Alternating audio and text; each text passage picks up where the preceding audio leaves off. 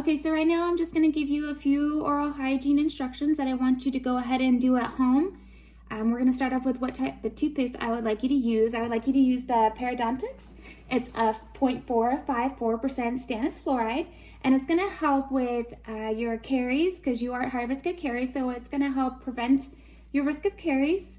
It's not going to do anything for the caries you have now, but it'll also help prevent future caries. It is also going to help with interfering with the harmful effects of plaque associated with gingivitis, because you are at an increased risk of periodontal disease. And then for your toothbrush, I see here that you have arthritis, and I know it can be difficult to use a manual toothbrush, so what I'm going to recommend is that you use an electric toothbrush. And also with the electric toothbrush, the handle is a lot bigger and thicker, so it'll be easier for you to hold and maintain. And I'm going to go ahead and recommend the Stillman method for you. So to brush with the Stillman method, you're just going to want to take a pea-sized amount of your Parodontax and just place it on your toothbrush. And then you're going to go ahead and place that toothbrush at this kind of angle, like 45-degree angle, and it's going to sit over the gums, and then a little bit of the filaments are going to go right in the sulcus, and all you're just going to do is let the toothbrush do its thing and let it vibrate, and then you're just going to wipe down. And then do that like a couple teeth at a time, do it for 5 seconds, and then just swipe down. Same thing, and then you just go ahead and do that all around the mouth, and you don't need to put a lot of pressure on it. And the good thing about electric toothbrushes is that it does most of the work for you. So you just have to hold it there and swipe, and then move all around the mouth. Make sure you get every area. And as for floss, I'm going to recommend that you use a flossing pick if you can. And I know you're tired because you work at night and it's hard to brush your teeth when you get home. I don't know if you have problems brushing in the mornings, but I'm going to recommend you brush twice a day. So go ahead and brush in the morning.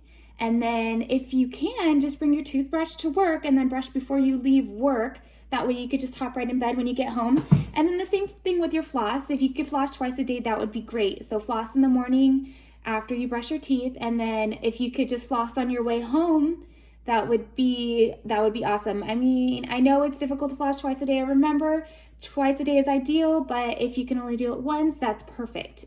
Anything helps. And then I'm also going to recommend a non-alcohol mouth rinse. And what I recommend is a mouth rinse with fluoride.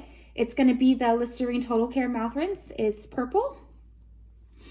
And then I'm also going to recommend a nice fluoride treatment for you today in the office. And I recommend that you get the acidulated phosphate fluoride because I do not see here that you have any existing restorations.